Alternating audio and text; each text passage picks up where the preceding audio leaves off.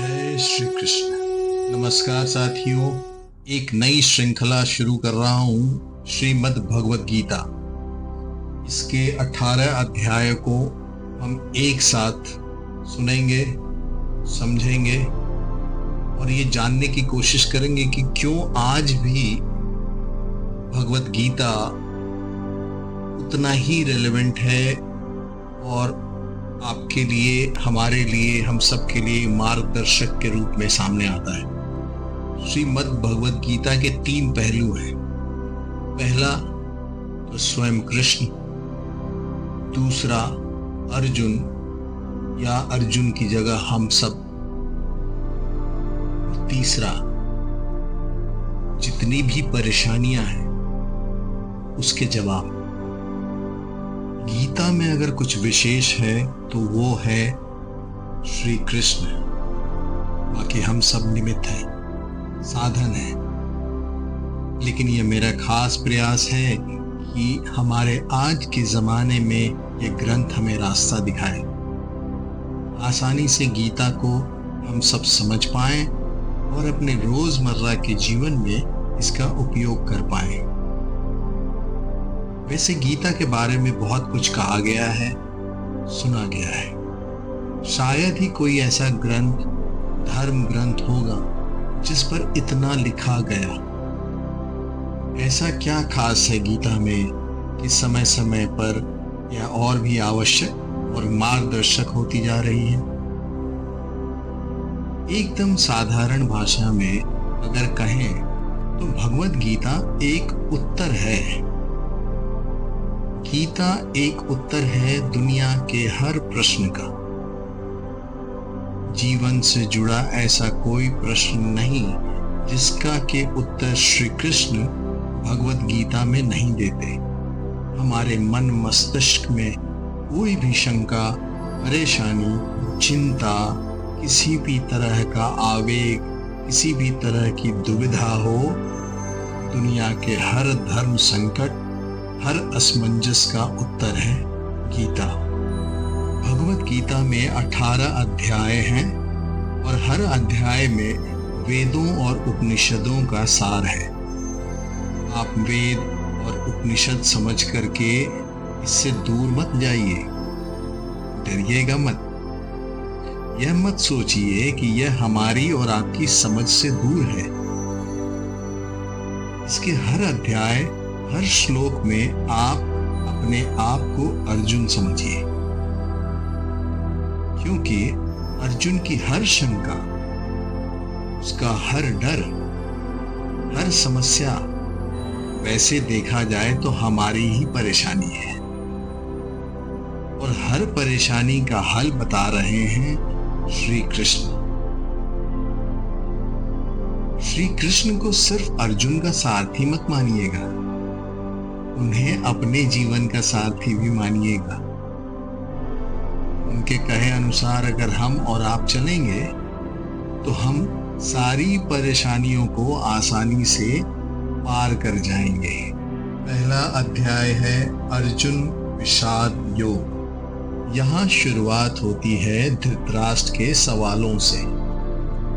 वह जानना चाहते हैं कि युद्ध में क्या हो रहा है। उनका पुत्र दुर्योधन और उनकी सेना क्या कर रही है और साथ ही में पांडु पुत्रों की सेना क्या कर रही है। उसके बाद दोनों सेनाओं के शूरवीरों का वर्णन और उसके बाद आता है अर्जुन का विषाद, मतलब कि उनका दुख, उनकी समस्या, उनका धर्म संकट। आइए सुनते हैं अर्जुन विषाद। हम श्लोक को पहले पढ़ेंगे और उसका फिर अर्थ समझने की कोशिश करेंगे। धृतराष्ट्र उवाच धर्मक्षेत्रे कुरुक्षेत्रे समवेतायुयुत्सवः मामकाः पाण्डवाश्चैव किमकुर्वत संजय। धृतराष्ट्र संजय से पूछते हैं, धर्म भूमि कुरुक्षेत्र में युद्ध करने के लिए एकत्र हुए मेरे और पांडु के पुत्र क्या कर रहे हैं? धृतराष्ट्र जानना चाहते हैं कि युद्ध स्थल पर आखिर हो क्या रहा है। धृतराष्ट्र अंधे थे, देख नहीं सकते थे, लेकिन आंखों से अंधे थे, मन और मस्तिष्क से नहीं। उन्हें पता था कि वह धर्म के साथ नहीं, क्योंकि धर्म तो वहां होता है जहां श्री कृष्ण थे। अपने पुत्र मोह में उन्होंने शांति की जगह युद्ध को चुना था, लेकिन वह जानते थे कि इस युद्ध को जीतना आसान नहीं होगा। अपने जीवन में जब हम कुछ गलत करते हैं तो हम भी समझ रहे होते हैं कि हमारे किए का नतीजा शायद अच्छा ना हो। और ऐसा ही धृतराष्ट्र के साथ भी हुआ। वह भी इसी डर और इसी आशंका में दिखते हैं। संजय उवाच दृष्ट्वा तु पाण्डवानीकं व्यूढं दुर्योधनस्तदा आचार्यमुपसंगम्य राजा वचनमब्रवीत्। संजय आंखों देखा हाल बताते हुए उत्तर देते हैं, हे राजन, दुर्योधन पांडवों की सेना के व्यू को देख रहे हैं और यह बात गुरु द्रोणाचार्य को जाकर के कहते हैं। संजय को दिव्य दृष्टि प्राप्त हुई थी। वह युद्ध से दूर होते हुए भी युद्ध को देख सकते थे। वह जो देख रहे थे वही बता रहे थे। इसमें वह अपनी तरफ से कुछ भी नहीं कह रहे थे, सिर्फ आंखों देखा हाल बता रहे थे युद्ध का। यह उन्हीं के दिव्य दृष्टि का कमाल था कि हमें गीता सुनने को मिली।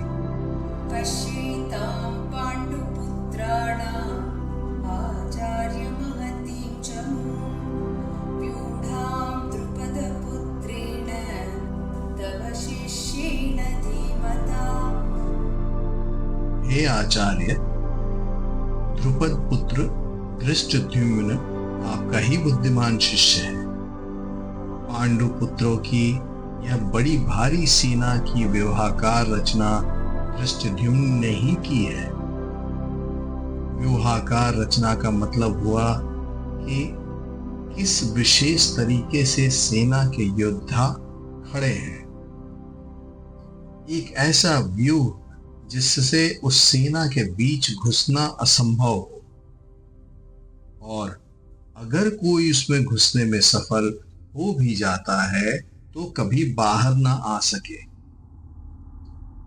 दोस्तों, जब शत्रु या समस्या को हम देखते हैं तो वह हमें बहुत बड़ी और विकराल दिखाई देती है, और मन में यह डर भी रहता है कि कुछ कर गुजर कर अगर हम इसमें घुस भी गए तो क्या होगा?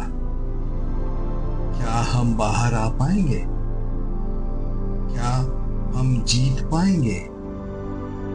ऐसी ही सोच से दुर्योधन भी गुजर रहा है। तत्र शूरा महेश्वासा भीमार्जुन समायुधि युयुधानो विराटश्च द्रुपदश्च महारथः धृष्टकेतुश्चैकितानः काशीराजश्च वीर्यवान् पुरुजित् कुन्तिभोजश्च शैब्यश्च नरपुङ्गवः युधामन्युश्च विक्रान्तः उत्तमौजाश्च वीर्यवान् सौभद्रो द्रौपदेयाश्च सर्व एव महारथाः।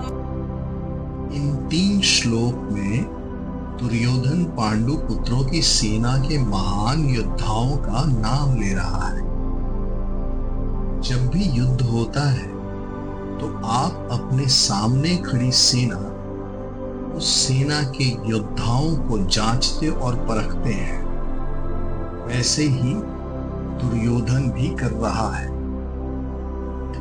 दुर्योधन द्रोणाचार्य से कहता है, बड़े बड़े धनुषों वाले तथा युद्ध में भीम और अर्जुन के समान शूरवीर सात्यकी और विराट तथा महारथी राजा ध्रुपद, धृष्टकेतु और चेकितान तथा बलवान काशीराज, पुरुजित कुंती भोज और मनुष्यों में श्रेष्ठ शैव्य, पराक्रमी युद्धामन्यु तथा बलवान उत्तम मौजा, सुभद्रा पुत्र अभिमन्यु एवं द्रौपदी के 5 पुत्र, यह सब ही महारथी हैं।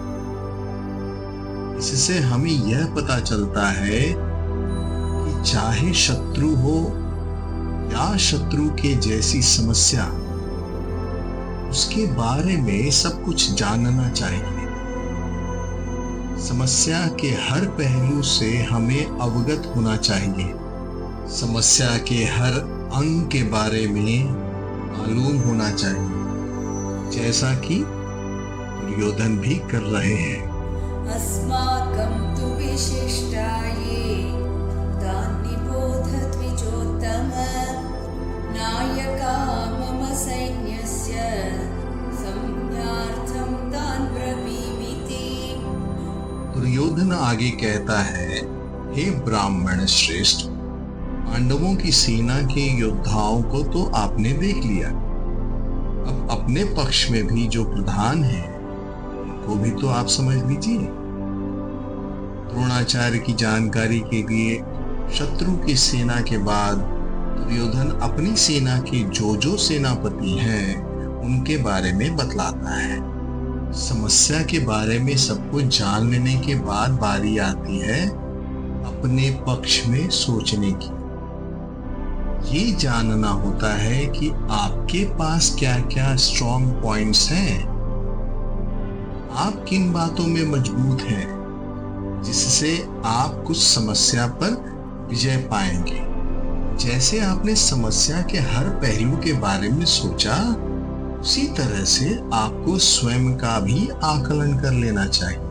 भवान् भीष्मश्च कर्णश्च कृपश्च समितिञ्जयः अश्वत्थामा विकर्णश्च सौमदत्तिस्तथैव च।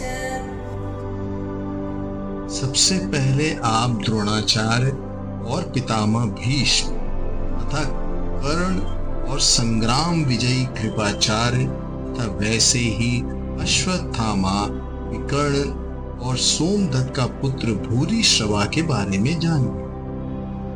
दोस्तों, जिस तरह से हम आज के जमाने में रिस्क असेसमेंट करते हैं ना, वैसे ही दुर्योधन भी अपने शत्रु की सेना को देखते हुए, दोनों सेनाओं के युद्ध की बातें करते हुए आगे होने वाले युद्ध के लिए तैयार हो रहे हैं। चुनौती को हर तरह से समझकर ही उस पर विजय प्राप्त की जा सकती है। चुनौती को इतने अच्छे से जान लेना चाहिए कि जब हम उससे लड़ने जाएं तो कुछ नया ना लगे, कोई सरप्राइज ना आए। युद्ध हो या चुनौती, सरप्राइज आपको हरा सकता है। अन्ये च बहवः शूराः मदर्थे त्यक्तजीविताः नानाशस्त्रप्रहरणाः सर्वे युद्धविशारदाः। दुर्योधन गर्व के साथ कहता है, मेरे लिए जीवन की आशा त्याग देने वालों की कमी नहीं।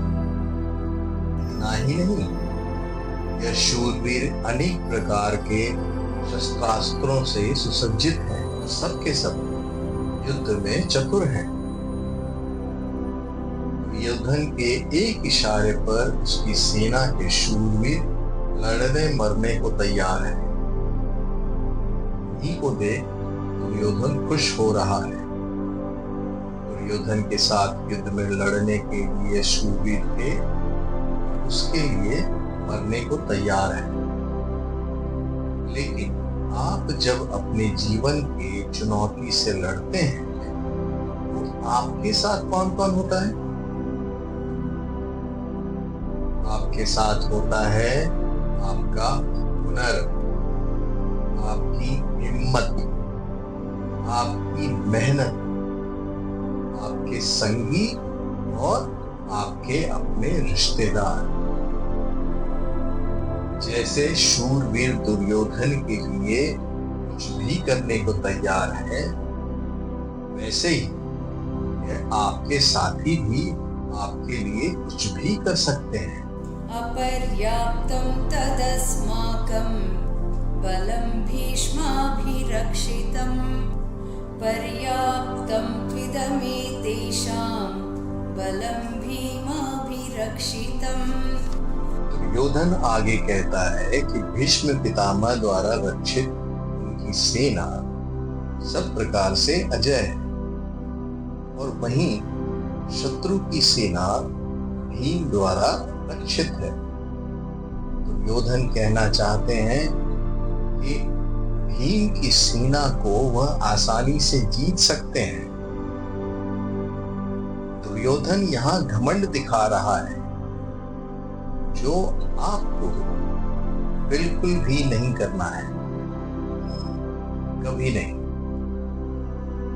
क्योंकि अगर दुर्योधन जानता कि वह दूसरी सेना को हरा देगा तो फिर युद्ध ही क्यों करता? युद्ध को जीतने के लिए दूसरे को हराना पड़ता है।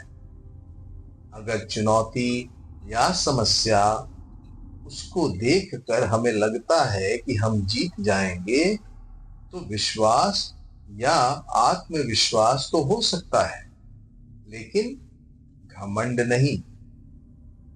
क्योंकि अगर घमंड हुआ तो वह आपके हारने की शुरुआत है। अयनेषु च सर्वेषु यथा भागमवस्थिताः भीष्ममेवाभिरक्षन्तु भवन्तः सर्व एव हि। दोनों सेनाओं के इस तरह के वर्णन से दुर्योधन अपनी इस बात पर पहुंचना चाहता था, और वह यह कि हर किसी को अपने अपने मोर्चों पर अपनी अपनी जगह स्थित रहते हुए निसंदेह भीष्म पितामह की रक्षा करनी है। कहने का मतलब, आप होने वाले युद्ध में सबसे अधिक उसकी रक्षा करते हैं जो आपके लिए युद्ध के लिए सबसे अधिक आवश्यक हो। जैसे कि दुर्योधन और उसकी सेना के लिए भीष्म पितामह है। भीष्म पितामह के हारने का मतलब था युद्ध हार जाना, और उनके बचे रहने का मतलब कि आप युद्ध हार नहीं सकते। अपनी सबसे बहुमूल्य चीज को तब तक बचा के रखना चाहिए जब तक कि आप युद्ध पर विजय प्राप्त न कर लें। ये बात आपके और हमारे लिए है। तस्य सञ्जनयन् हर्षं कुरु वृद्धः पितामहः सिंहनादं विनद्योच्चैः शङ्खं दद्मौ प्रतापवान्। होने वाले युद्ध की शंख उद्घोषणा होती है। कौरवों में सबसे वृद्ध, सबसे बड़े प्रतापी पितामह भीष्म ने उच्च स्वर में सिंह की दहाड़ के समान गरज कर ऐसा शंख बजाया कि दुर्योधन के हृदय में हर्ष उत्पन्न हो गया। युद्ध जीतने के लिए अपने पक्ष में माहौल बनाना पड़ता है, खुद को दिलासा भी देना पड़ता है कि हम युद्ध जीतने में सक्षम हैं।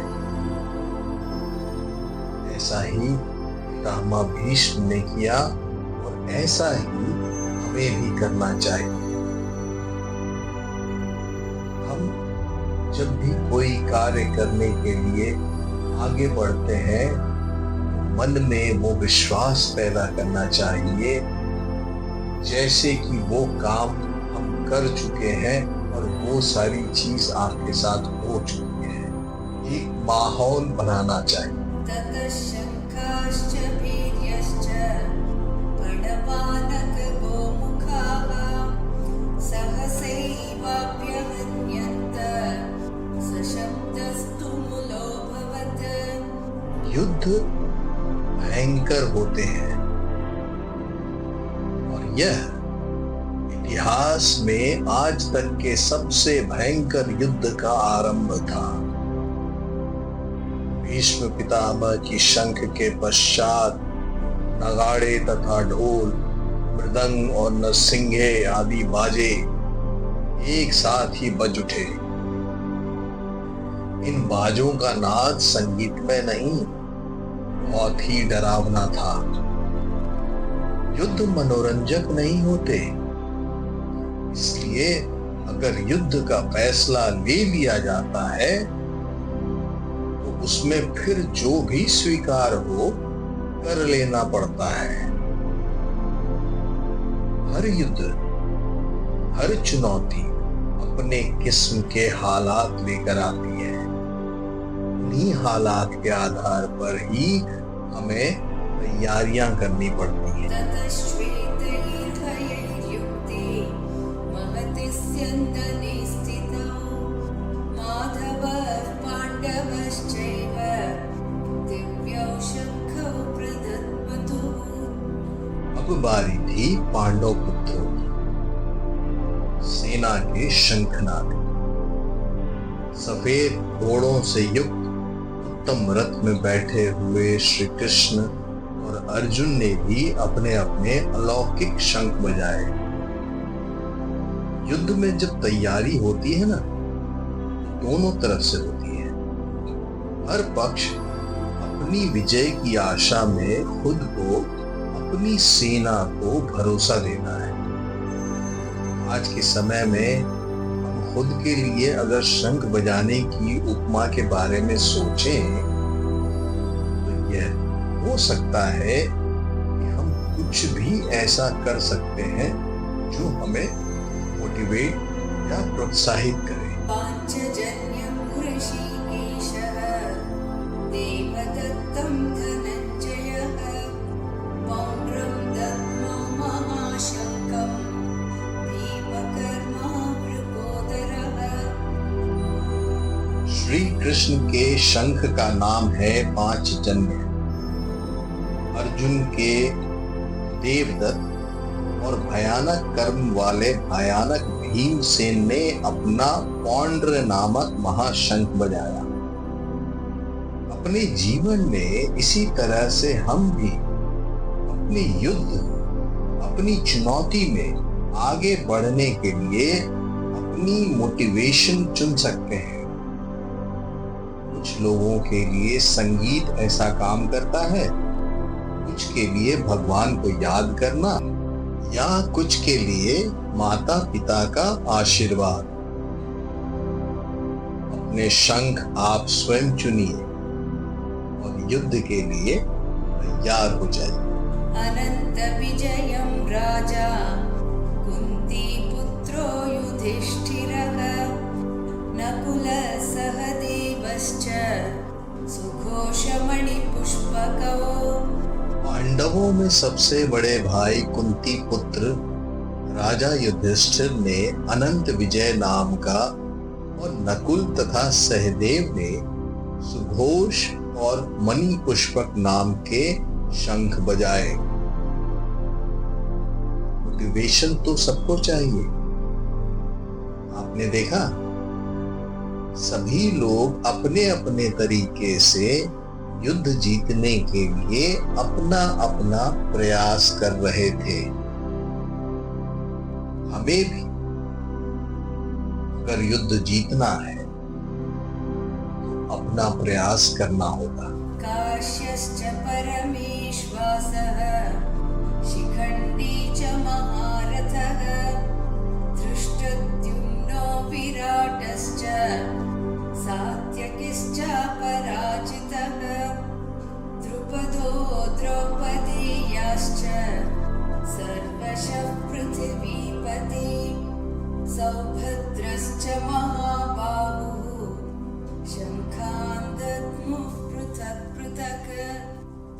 हर शंख की अलग ध्वनि, अपना एक अलग अस्तित्व। युद्ध का हर योद्धा अपनी उपस्थिति दर्ज करा रहा है।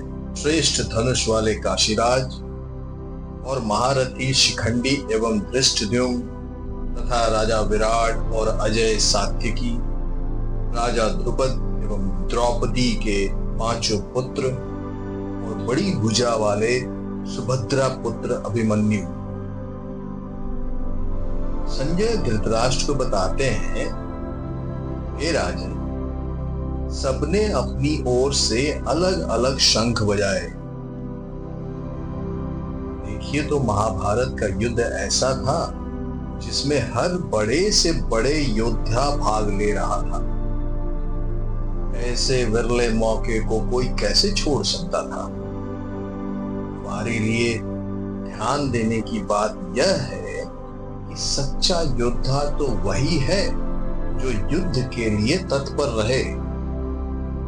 युद्ध को आप जीवन माने, चुनौती माने, जो भी माने, लेकिन उसके लिए हमेशा तैयार रहे। इसलिए हर योद्धा शंख बजा बजा के सबको अपने होने का आभास करवा रहा है। सघोषो धार्तराष्ट्राणां हृदयानि व्यधारयत् नभश्च पृथिवीं चैव तुमुलो व्यनुनादयन्। युद्ध से पहले जैसे आप शत्रु को अपनी शक्ति दिखाकर डराने का प्रयास करते हैं, वैसे ही यहाँ भी हो रहा है। संजय कहते हैं कि इस भयानक शब्द ने आकाश और पृथ्वी को भी गूंजाते हुए धार्तराष्ट्रों के अर्थात आपके पक्ष वाले के हृदय विदीर्ण कर दिए। जब आप हुंकार भरते हैं तो बड़े से बड़े शत्रु को भी डर लगता है। यह हुंकार ऐसी होनी चाहिए कि शत्रु सोचे कि वह किससे युद्ध करने जा रहा है। आप चाहे इंटरव्यू के लिए जाएं या किसी से मिलने जाएं, आपका हुनर, आपकी प्रतिभा ऐसी होनी चाहिए कि सामने वाला आपके कौशल से प्रभावित हो जाए। अतः व्यवस्थितान् दृष्ट्वा धार्तराष्ट्रान् कपिध्वजः प्रवृत्ते शस्त्रसम्पाते धनुरुद्यम्य पाण्डवः ऋषिकेशं तदा वाक्यम् इदमाह महीपते। अर्जुन उवाच सेनयोरुभयोर्मध्ये रथं स्थापयाम्युत।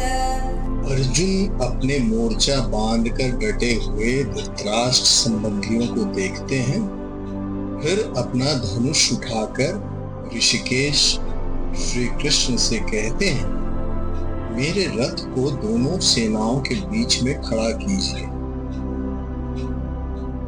अच्युत अर्थात अटल,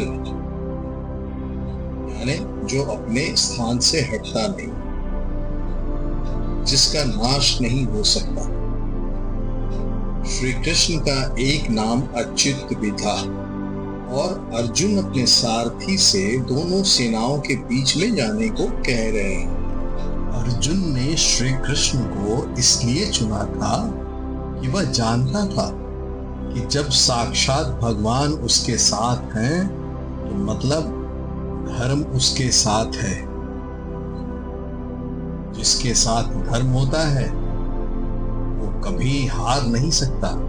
यावदेतान् निरीक्षेऽहं योद्धुकामानवस्थितान् कैर्मया सह योद्धव्यम् अस्मिन् रणसमुद्यमे। आज के जीवन का यह सबसे बड़ा ज्ञान है।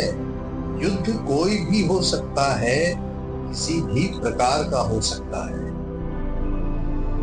पर्सनल या बिजनेस से जुड़ा हुआ, लेकिन दोनों पक्षों के बीच में जाकर आप युद्ध की सही अवस्था के बारे में जान सकते हैं। अर्जुन श्री कृष्ण से कहते हैं, हे कृष्ण, जब तक मैं युद्ध क्षेत्र में डटे हुए युद्ध के अभिलाषी इन विपक्षी योद्धाओं को भली प्रकार देख न लूं कि इस युद्ध रूपी व्यापार में मुझे किन किन के साथ युद्ध करना योग्य है, तब तक इस रथ को यहीं खड़ा रखिए।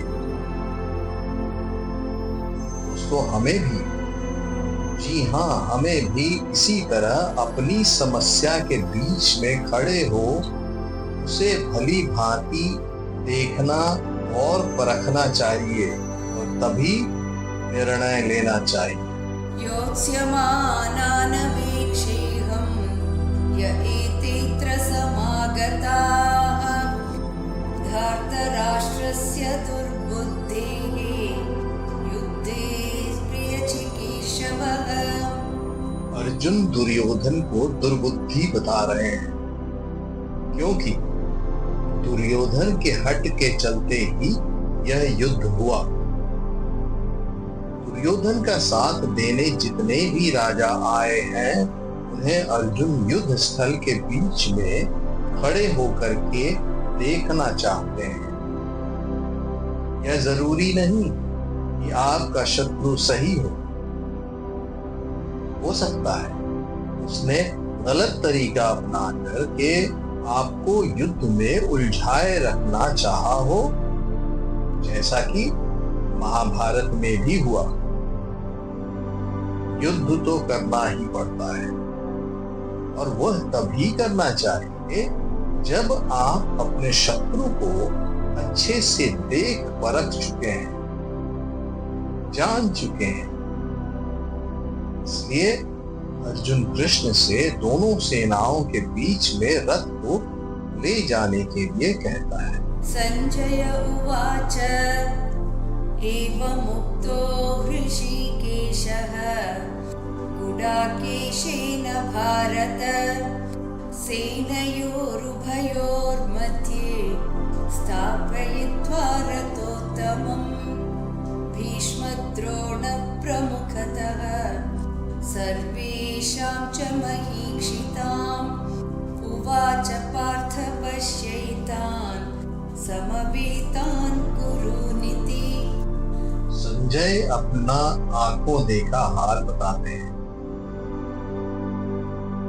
हे धृतराष्ट्र, जैसा कि अर्जुन ने कहा था, श्री कृष्ण ने दोनों सेनाओं के बीच में भीष्म और द्रोणाचार्य के सामने तथा संपूर्ण राजाओं के सामने रथ को खड़ा करके इस प्रकार कहा, हे पार्थ, युद्ध के लिए जुटे इन कौरवों को देख। पार्थ अर्जुन का ही दूसरा नाम है। उस अर्जुन का नाम है जो शंका में बस घिरने ही वाला है। पार्थ हम सब भी हो सकते हैं, और अगर हम अपने आप को शंका में घिरा पाते हैं तो मदद के लिए श्री कृष्ण भी दूर नहीं होते और ना ही उनकी गीता दूर होती है। तत्र पश्य स्थितान् पार्थः पितॄनथ पितामहान् आचार्यान् मातुलान् भ्रातॄन् पुत्रान् पौत्रान् सखींस्तथा। कुंती का एक नाम पृथा भी था। पृथा पुत्र अर्थात कुंती पुत्र। पार्थ दोनों ही सेनाओं के मध्य में उपस्थित ताऊ, चाचा, दादा, परदादा, गुरु, मामा, भाइयों, पुत्रों, पोतों को देख रहे हैं। महाभारत को इसलिए तो धर्म युद्ध कहा गया है। ऐसा युद्ध जो धर्म के लिए किया गया था, और इस युद्ध का एक बड़ा परिवार दो हिस्सों में बट गया था। आधी सगे संबंधी एक तरफ और आधे दूसरी तरफ। हर किसी को फैसला करना था कि वह युद्ध में किसका साथ देना चाहता है, दुर्योधन का या अर्जुन का। श्रीमद् भगवद गीता के पहले अध्याय में हम यहीं तक आज सुने। इसके आगे दूसरे पार्ट में हम बाकी की चीजें सुनेंगे। चैनल को अब तक सब्सक्राइब ना किया हो तो कर लें, बेल आइकन को हिट कर दे ताकि अगले वीडियो के बारे में आपको सूचना सबसे पहले मिल जाए। और अगर ये पसंद आया तो अपने जितने भी परिजन हैं उन सबसे शेयर करें, बच्चों को